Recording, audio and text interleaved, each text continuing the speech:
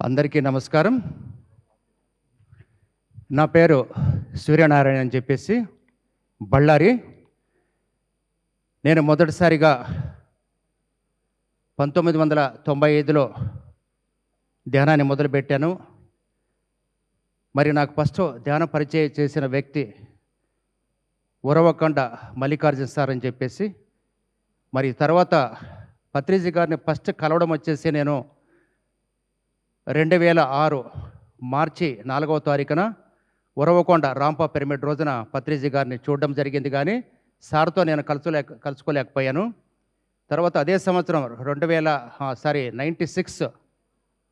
96 జూన్లో పత్రిజీ గారు బళ్ళారికి రావడం జరిగారు. పాపాయి హాల్లో ఫస్ట్ ప్రోగ్రాం, కర్ణాటకలో ఫస్ట్ ప్రోగ్రాం అదే 96 జూన్లో. మరి అప్పటి నుంచి ఇప్పటి వరకు కూడా మరి బళ్ళారిలో కొన్ని వందల పిరమిడ్లు వచ్చాయి. లక్షల మంది, వేల మంది ధ్యానులుగా తయారయ్యారు. ఫస్ట్ టైం పత్రిజీ గారు, ఉరవకొండ మాస్టర్స్, వెంకటేష్ గారు వీళ్ళంతా వచ్చి తీసుకొచ్చారు బళ్ళారికి. సార్ అక్కడ హాల్లో కూర్చున్నారు. సార్ నేను దూరం నుంచి చూస్తుంటే అప్పుడే ఆయన చూపు చూస్తే అనిపించింది ఈయన రైట్ మాస్టర్ అని చెప్పేసి, ఆయన ఎనర్జీ లెవెల్స్ ఏమిటి అని.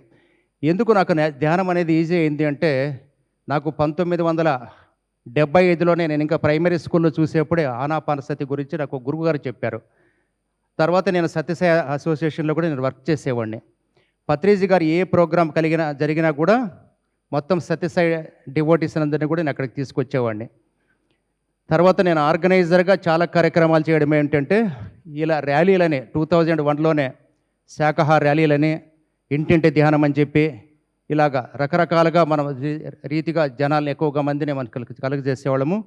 మరి పత్రిజీ గారితో కూడా నాకు ఆర్గనైజర్గా 26 ఇయర్స్ ఆయనతో జర్నీ పత్రిజీ గారితో.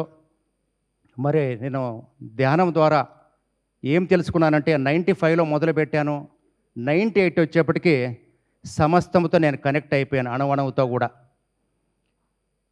నేను ఒక మొక్క చూస్తుంటే మొక్క మాట్లాడేది, బస్సులో కూర్చుంటే బస్సు మాట్లాడేది, నా వెహికల్ క్లీన్ చేస్తుంటే వెహికల్ మాట్లాడేది. అంటే అక్కడ అర్థం ఏంటంటే, ఎప్పుడైతే మనం ధ్యానం చేస్తూ ఈ నేను నుంచి మనం బయటకు వస్తామో విశ్వం అంతటితో కూడా మనం కనెక్ట్ అవుతాం. అప్పుడు తెలుస్తుంది మనము ఒక కాలానికో, ఒక లోకానికో, ఒక జన్మకో, ఒక దేహానికి మాత్రమే సంబంధించిన వాళ్ళం కాదు, విశ్వమంతటా వ్యాపించి ఉన్న అనంత శక్తి చైతన్య స్వరూపమని చెప్పేసి మనకు తెలుస్తుంది.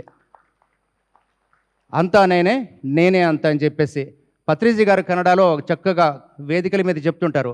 ఎల్లరల్లో నానే ఎల్లరల్లో, నన్న ಹೆಸರು భగవంత, భగవంతన ಹೆಸరే నాను. అంటే అక్కడ ఏంటంటే, అందరిలో నేనున్నాను, నాలో అందరూ ఉన్నారు, నా పేరు భగవంతుడు, భగవంతుడి పేరు అది అని చెప్పేసి చెప్తుంటారు. కాబట్టి ధ్యానం చేయడం అనేది ఉద్దేశం ఎందుకో కాదు చేయడం అనేది, మనము దేన్నో తెలుసుకోవడం కాదు, మనమెవరో మనం తెలుసుకోవడం.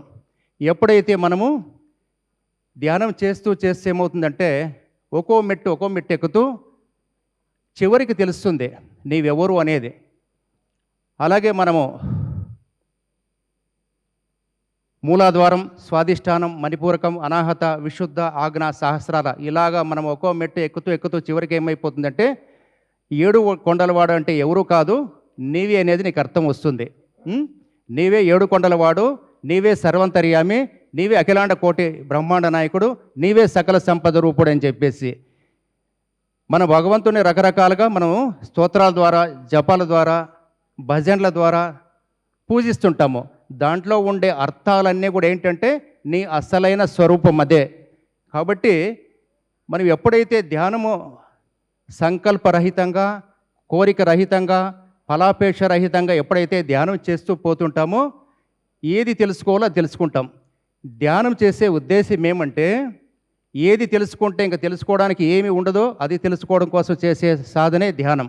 ఏది అది అంటే నీవెవరో నీవు అనేది. కాబట్టి సమస్తంతో మనం అంతా అనుసంధానమైనప్పుడు నీకు అసలైన జ్ఞానం అవుతుంది. నీవే శక్తి, నీవే చైతన్యం, నీవే పరమాత్మ, నీవే పరబ్రహ్మ అనేది తెలుస్తుంది. పుస్తకాలు చదవడం ద్వారా పరిమితమైన జ్ఞానమే ఉంటుంది, కానీ ధ్యానం అంటే మస్తకాన్ని చదవడమే. మనలోనే సృష్టి రహస్యమంతా దాగి ఉంది. వాల్మీకి మహర్షి ఏ స్కూల్కి వెళ్ళి చదివాడు? ఎక్కడికి వెళ్ళలేదు కదా. మరి ఎప్పుడైతే ఆయన మహాశూన్యంలోకి వెళ్ళిపోయాడో త్రికాల జ్ఞాని అయ్యాడో, రాముడు పుట్టకముందే రామాయణాన్ని రాశాడు. అలాగా మనం ధ్యానం అనేది ఏ సంకల్పం వద్దు, ఏ కోరిక వద్దు, బియాండ్ ద మైండ్, అతీత స్థితికి వెళ్ళినప్పుడు ఆ పరమ సత్యాన్ని మనం తెలుసుకోగలుగుతాం. కాబట్టి ధ్యానం చేసే ఉద్దేశం అది ఇది. మరి పత్రిజీ గారు అలాంటి గొప్ప వ్యక్తి దొరకడం అనేది మనకు మన పిఎస్ఎస్కి ఒక మహాభాగ్యం. యోగులు చెప్తారు 3 రకాల సాధనలో చివరి సాధన ఏది అంటే ధ్యానం అని. ఎందుకు దీని చివరి సాధన శ్రేష్టమైంది అంటే మనిషి తన్ను తాను తెలుసుకోవడానికి ఉన్న ఏకైక మార్గం ఏది అంటే ధ్యానమే. మరి ఎన్నో జన్మల సుకృతం ఉంటే మరి ఇలాంటి పిఎస్ఎస్ఎంలో పత్రిజీ గారి సాంగత్యంలో మనం చక్కగా ధ్యానం చేస్తున్నప్పుడు చిన్న చిన్న దానికోసం సంకల్పించడము, ప్రతిఫలాపేక్షతో చేయడం ద్వారా మన గమ్యం మనం చేరుకోలేము, మనం తెలుసుకోవాల్సింది తెలుసుకోలేము. కాబట్టి ధ్యానం చేస్తూ ఉండండి.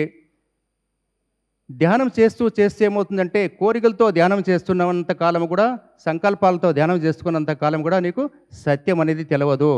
ధ్యానం చేయడం ఎందుకు అంటే కోరే స్థితి నుంచి ఇచ్చే స్థితికి వెళ్ళడం. భగవంతుడు ఎలాగ ఉంటాడు? ఇచ్చేవాడు. కోరేవాడు ఎవరు? నువ్వు తెలుసుకున్నా తెలుసుకుపోయినా ఎవరు? భగవంతుడే కదా. కాబట్టి ఎప్పుడైతే ధ్యానం చేస్తూ పోతావో విశ్వమంతా నేనే ఉన్నాను అనేది మీకు స్పష్టంగా అర్థమవుతుంది. అప్పుడు తెలుస్తుంది సకల సంపద రూపుడు నేనే. ప్రతి శ్లోకంలో ఉండేది, స్తోత్రంలో ఉండేది, జపంలో ఉండేది, అన్నిట్లో ఉండే దాని భావార్థం మీకు స్పష్టంగా తెలుస్తుంది. అవన్నీ కూడా నేనై ఉన్నాను, నువ్వు కొత్తగా ఏదేమీ లేదు. దానికి అహం బ్రహ్మాస్మి తత్వమసి. దేన్నైతే నువ్వు ఆరాధిస్తున్నావో అది వేరుగా లేదు, అది నీవై ఉన్నావు ఆల్రెడీ. ఆ మాయని ఛేదించే మార్గము అదే ధ్యానం అనేది. కాబట్టి నీ ఉద్దేశం ఒకటే ఉండాలి. ఏది తెలుసుకోవాలని చేస్తావో అది తెలుసుకుంటావు. కాబట్టి రకరకాలుగా మనల్ని సంకల్పాలు పెట్టడము, మాస్టర్లు ఆహ్వానించడము, ఎనర్జీలు తీసుకోవడము, ఇవన్నీ కూడా సరైన పద్ధతులు కావు. నీలోనే అనంత శక్తి, అనంత దాగ్యం ఉంది. నువ్వు విశ్వాత్మ, అనంతుడు, అఖిలాండ కోటి బ్రహ్మాండ నాయకుడు, సర్వంతర్యామే. ఇవన్నీ ఎప్పుడైతే మీకు తెలుస్తాయో, కాబట్టి ధ్యానం ఎందుకు చేస్తామంటే ఏది తెలుసుకుంటే ఇంక తెలుసుకోవడానికి ఏది మిగిలి ఉండదో అది తెలుసుకోవడం కోసం చేసే సాధనే ధ్యానం. కాబట్టి అలాంటి అంత శ్రేష్టమైన ధ్యానాన్ని మనం చిన్న చిన్న వాటి కోసము చేస్తూ దురుపయోగం చేసుకోకూడదు. కాబట్టి మనలో ఎంతో శక్తి ఉంది. ఆకాశంలో సూర్యునిలో ఎంత శక్తి ఉందో అంత 1000 రెట్లు మనలో శక్తి ఉంది. కాబట్టి పత్రిజీ గారు మనకు 30 సంవత్సరాలు నిరంతరంగా ఆయన శ్రమించి మరి ఎంత బోధన చేశారో, ఎంత చెప్పాలో అంత చెప్పారు. అది తెలుసుకోకపోవడం అనేది మన మీద ఆధారపడి ఉంటుంది, మన సాధన మీద. ఎన్నోసార్లు కడతాళ వేదిక మీద సార్ చెప్పారు, ఒక బుద్ధుని అర్థం చేసుకోవాలంటే ఒక బుద్ధుడికి మాత్రమే సాధ్యము, ఒక పత్రిజీని అర్థం చేసుకోవాలంటే ఒక పత్రిజీ లాంటి వ్యక్తికి సాధ్యమని చెప్పేసి. కాబట్టి ఎప్పుడైతే మనల్ని మనం సంపూర్ణంగా తెలుసుకుంటామో, మన మూలాన్ని మనం దర్శిస్తామో, అణువణువులో కూడా మనల్ని దర్శిస్తామో, సకలంలో కూడా మనల్ని దర్శిస్తామో, అప్పుడు నీకు తెలుస్తుంది అసలైన ఆధ్యాత్మికత అనేది. అంతవరకు కూడా గోరంత తెలుసుకొని గోరంత మనం చెబుతూ పోవడం ద్వారా మన ధ్యేయం నెరవేరదు. పత్రిజీ గారు చెప్పారు కదా, ఆయన ఏంది పిరమిడ్ జగత్, ధ్యాన జగత్, మూడవది శాకాహార జగత్తు. ధ్యాన జగత్, పిరమిడ్ జగత్, శాకాహార జగత్తు. కాబట్టి మన పిఎస్ఎస్ఎంలో ఈరోజు ఇంత గొప్పగా జరిగిందంటే ప్రతి ఒక్క పిరమిడ్ మాస్టరు కృషి ఇందులో ఉంది. ఒక్కరని కాదు, అనేక మంది శ్రమించారు, అద్భుతంగా ఎదిగింది. మేము 96, 95లో మొదలుపెట్టినప్పుడు ఒక మాస్టర్ని తయారు చేయడానికి ఎంతో కష్టపడేవాళ్ళం. చాలా వ్యతిరేకత ఉండేది. ఎందుకంటే పత్రిజీ గారు ఏం చెప్పారు, విగ్రహారాధన వద్దు, ఆత్మారాధన చేయండి అని. ధ్యానం అంటే ఆత్మారాధన. సమాజం అంతా ఎలా ఉంది? విగ్రహారాధనలో ఉంది. మరి అలాంటిది ఈ 30 సంవత్సరాల్లో ధ్యానం అనేది ఎవరు చెప్పినా వింటారు. ఈరోజు ఏ స్కూల్స్లో అదొక ట్రెండ్. స్కూల్స్లో కానీ డాక్టర్స్ కానీ ప్రతి ఒక్కళ్ళు కూడా ధ్యాన కేంద్రానికి వెళ్ళండి అని చెప్తున్నారు ఈరోజు ప్రతి ఒక్క చోట కూడా. మరి అలాంటి శ్రేష్టమైన పవిత్రమైన ధ్యానాన్ని మనం ఏ రీతిగా దాన్ని తీసుకోవాలి? నీకు సాధన చేయకోకుండా ఎన్ని బుక్స్ చదివినా, ఎన్ని ఉపన్యాసాలు విన్నా, ఎన్ని ఉపన్యాసాలు చెప్పినా పెద్ద ఫలితాలు ఉండవు. అవన్నీ కూడా అల్ప సంతృప్తి మాత్రమే. కాబట్టి చక్కగా సాధన పెంచండి, మౌనంగా ఉండండి, ఆహార పద్ధతులన్నీ చేసుకుంటూ పోతే అద్భుతంగా ఎదుగుతాం. కాబట్టి ఎవరి కోసం మనం ధ్యానం చేయడం, మనం ఎంత ఎక్కువగా ధ్యానం చేస్తూ పోతుంటే కొద్దీ మనలో అంత జ్ఞానం అనేది వస్తుంది. మన మాటల కంటే సత్యసాయిబాబా గారు ఒక మాట చెప్పారు ఎప్పుడు, నా జీవితమే నా సందేశం అని చెప్పేసి. ఎప్పుడైతే మన మాటలు కాదో మన లైఫ్ స్టైల్ చూసినప్పుడు చాలామంది ఎక్కువగా మారుతారు. మనము మాటలు ఎక్కువై మనం పద్ధతులు మారినంతగారం కూడా ప్రజల్లో అంత పెద్దగా స్పందన రాదు. కాబట్టి మాస్టర్స్, పిఎస్ఎస్ఎం అనేది జ్ఞానానికి ఒక యూనివర్సిటీ లాంటిది ఇది. మరి ఇలాంటి గొప్ప సంస్థలు ఉంటూ ప్రతి ఒక్కరు కూడా అద్భుతంగా, ఇంకోటి ఈ సొసైటీలో ఉన్నంత ఫ్రీడమ్ ఏ ఆధ్యాత్మిక సంస్థలో కూడా లేదు. పత్రిజీ గారు ఎవరైనా పిరమిడ్ కట్టొచ్చు, ఎవరైనా పిరమిడ్ ఓపెన్ చేయొచ్చు, మరి ఎవరైనా బుక్ రాయొచ్చు, బుక్ రిలీజ్ చేయొచ్చు, ఎవరైనా ర్యాలీలు చేయొచ్చు, మరి దాంతోపాటు ధ్యాన ప్రచారాలు కూడా చేయొచ్చు. ఇంత ఫ్రీడమ్ ఇచ్చారు. ఆ ఫ్రీడమ్ని మనం సరిగ్గా ఉపయోగించుకుంటే మాత్రం అద్భుతంగా ఎదుగుతూ పోతాం. కాబట్టి మాస్టర్స్, నాకు కూడా పత్రిజీ గారితో చాలా అయిపోయింది. ఫస్ట్ టైం ఆయనతో కలిసినప్పుడు సార్ని చూసి చాలా ప్రోగ్రామ్ చేసి వచ్చారు. ఫస్ట్ ప్రోగ్రాంలోనే చూసి చాలా అలసిపోయారు. ఆయనకి మసాజ్ చేయాలనిపించింది. నా ఆలోచన టచ్ అయ్యాయి ఆయనకి. ఏమన్నారు, కాకా పడితే ఏమి రాదు అన్నారు. తర్వాత మేము కొడిచాద్రిలో కొడిచాద్రికి వెళ్ళాం. కొడిచాద్రి అంటే షివమొగ్గ డిస్టిక్లో, అక్కడ శంకరాచార్యులు తపస్సు చేసిన ప్రదేశంలో అక్కడ వర్షం కురుస్తూ ఉంది. నేను పత్రిజీ గారిని ఇలా చేయబట్టుకొని నడిపిస్తున్నాను. పత్రిజీ గారు నా పక్క కళ్ళలో కళ్ళు చూసి, నన్ను నడిపించగలవా అన్నారు ఆయన. నన్ను నడిపించగలవా అని అంటే దాని ఎంత అర్థం ఉంది చూడండి. కాబట్టి పత్రిజీ గారితో మనం ఏమి అడగాల్సిన అవసరం లేదు. ఆయన వెంట తిరుగుతుంటే ఎన్నో మనకు తెలిసేటివి. మరి నేను ఇంకొక అనుభవం 2 నిమిషాలు చెప్పి ముగిస్తాను, సమయం తక్కువ ఉందేమో. మా అమ్మాయిలు ఇద్దరు పెళ్ళిళ్ళు కూడా పత్రిజీ గారు వచ్చారు. పిలవకపోయినా వచ్చారు. ఒక అమ్మాయి పెళ్ళికి, ఇంకో అమ్మాయి పెళ్లి కోసం పిలవడానికి కడతాళ్ వెళ్ళాం. మా మిస్సెస్, మా కూతురు, మేము కడతాళ్ళకి వెళ్ళి ప్రొద్దున్నే వెళ్ళాము. పత్రిజీ గారు ఇంకా డయాస్ మీద ఉన్నారు. నేను ఫుడ్ కోర్ట్కి వెళ్ళి టిఫిన్ తింటున్నాను.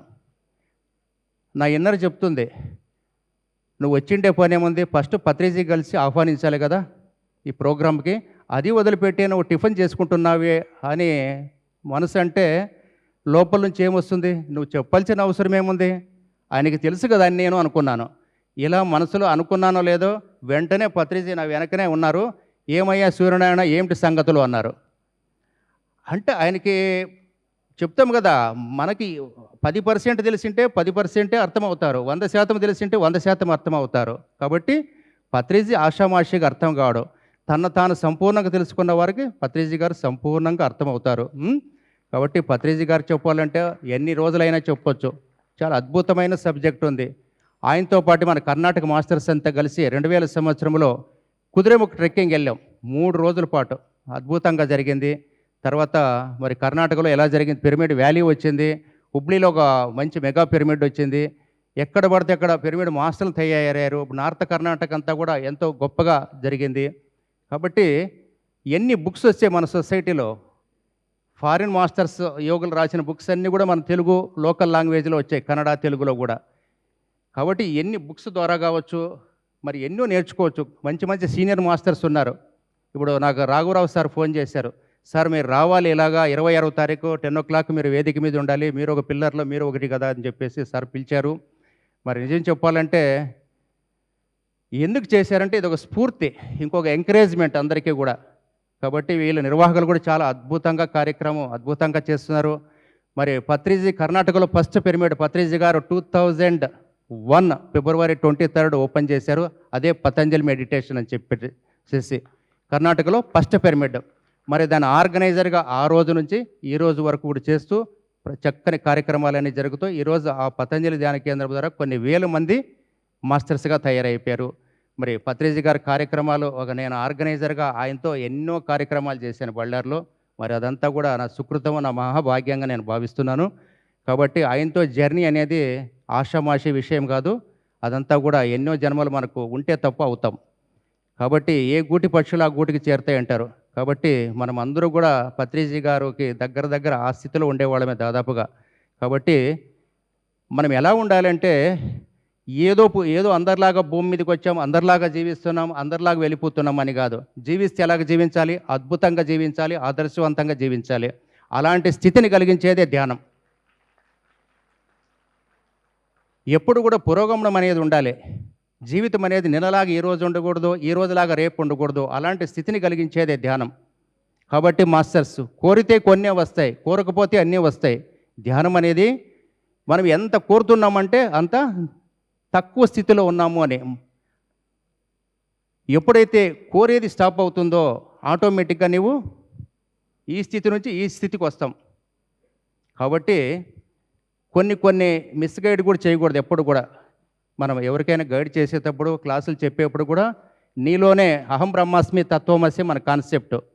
కాబట్టి పత్రిజీ గారు ఎప్పుడు కూడా అదే చెప్పేవారు, అయ్యా మీరంతా భగవంతులే, మీరంతా దైవాంశ సంభూతులే అని చెప్పేసి. కాబట్టి మనం ఏం తీసుకోవాలి, ఎప్పుడు కూడా కళ్ళు మూసుకున్నా కళ్ళు చేసుకున్నా నేను భగవంతుడు, సమస్తం అంతా కూడా భగవత్ స్వరూపమే. అదే కదా మన ఉపనిషత్తుల్లో కూడా చెప్పిండేది. కాబట్టి యద్భావం తద్భవతి. కాబట్టి మనం డే బై డే ఎలా ఉండాలి అంటే, పత్రిజీ గారు ఏం చెప్పారు, నా శ్వాస నా గురువు, మీ శ్వాస మీ గురువు అని చెప్పేసి. నేను మీ గురువు అని ఆయన ఏ రోజు చెప్పలేదు. ఏ శ్వాస ద్వారా నేను ఈ రీసి ఒక బ్రహ్మజ్ఞానిగా ధ్యాన జగత్తును సృష్టించానో, మరి మీ శ్వాస ద్వారా మీరు కూడా ఇలాంటి గొప్ప కార్యాలు ఎన్నో చేయగలుగుతారని చెప్పేసి పత్రిజీ గారు మనల్ని అందరినీ కూడా ఎంతో ఎంకరేజ్ చేస్తూ పోయారు. కాబట్టి మనం అందరూ చేయాల్సింది ఏముంది, మన దగ్గర అనంత శక్తి ఉంది, అనంత జ్ఞానం ఉంది. మీరు ఎప్పుడైతే ఎంత డీప్ సైలెన్స్లోకి వెళ్ళే కొద్దీ ఏమవుతుందంటే ఎంతో జ్ఞానం ఉంటుంది. కాబట్టి ఈ భూమి మీద మనం పుట్టామంటే, మనం భూమి రుణం తీర్చుకోవాలంటే ఈ భూమికి గొప్ప సందేశాన్ని ఇవ్వాలి. అలాంటి స్థితిని ఇచ్చేదే ఒక ధ్యానం. కాబట్టి జీవిస్తే ఎలా జీవించాలి, అద్భుతంగా జీవించాలి, ఆదర్శవంతంగా జీవించాలి. ఆషామాషిగా జీవించడం ద్వారా దాంట్లో ఏం మజా ఉండదు. మరి నాకు చక్కని అవకాశం ఇచ్చిన ఈరోజు పిఎంసి వారికి ధన్యవాదాలు ఆర్గనైజర్స్ అందరికీ ధన్యవాదాలు తెలియజేసుకుంటూ థ్యాంక్ యూ మాస్టర్స్.